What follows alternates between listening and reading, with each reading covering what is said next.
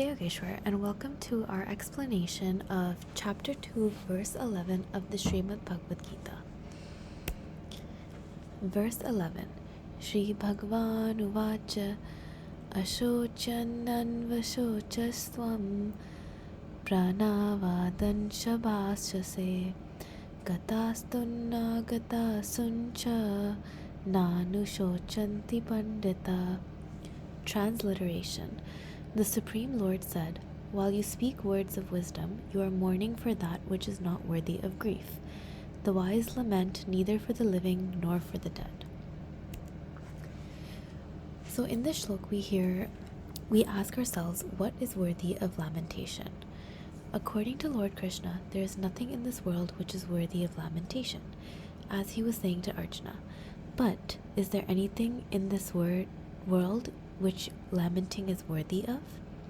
In this shlok, we see that the word ashochan, which means not worthy of, and Krishna essentially says that the death of his relatives on the other side of the battlefield is not worthy of lamentation.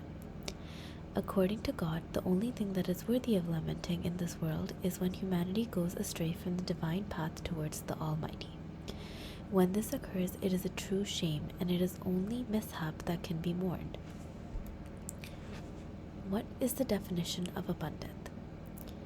Generally, when we think of a pandit, we tend to picture a monk in traditional Brahmin clothing meditating in a monastery.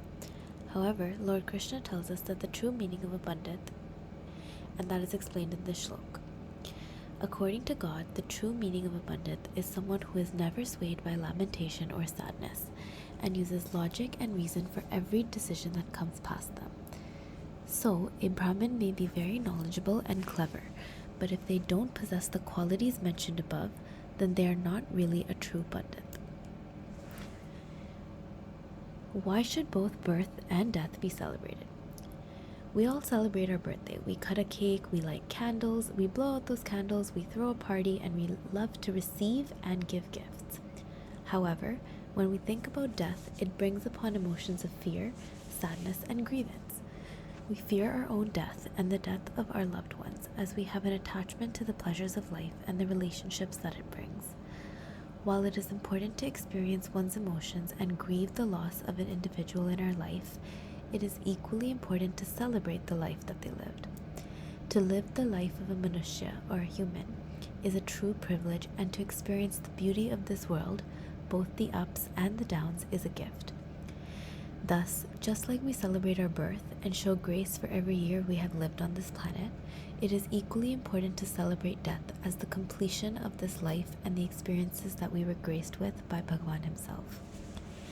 Just like a movie, life must also come to an end. However, at the end of the movie, we are left with memories of both the happy scenes and the sad scenes. Looking back, we know to appreciate that most of the happy parts of life would not have come without the endurance of a loss or challenging aspect that brought us to that stage. Thus, we can look at life as a gift, and both the bad and the good experiences as a positive influence in bringing this life to a completion. Krishna's direct response. In this shlok, it is important to recognize the direct nature of Krishna Bhagwan's language towards Arjuna. One might see this as harsh and insensitive, but it only brings to light the relationship that Krishna Bhagwan and Arjuna had. The true relationships in life are with those who support and encourage you throughout your triumphs, but most importantly, know when to advise you that you are going down the wrong path. Many of us have seen this with our own parents, where as a kid we might view their interference and harsh words as a nuisance. But in adulthood, we begin to realize that these words were more filled with love and concern than any other so-called positive words could ever hold. Such is the relationship between Bhagwan and his children. He will never give us more than we can handle, and he will always reward us for our efforts. This is one relationship in our life from which we can always expect 100% honesty and love, even though it may seem like life and the situations that we are presented with are against us. If we view every challenge as a gift from which we have to learn, it makes the journey of life all the more fruitful.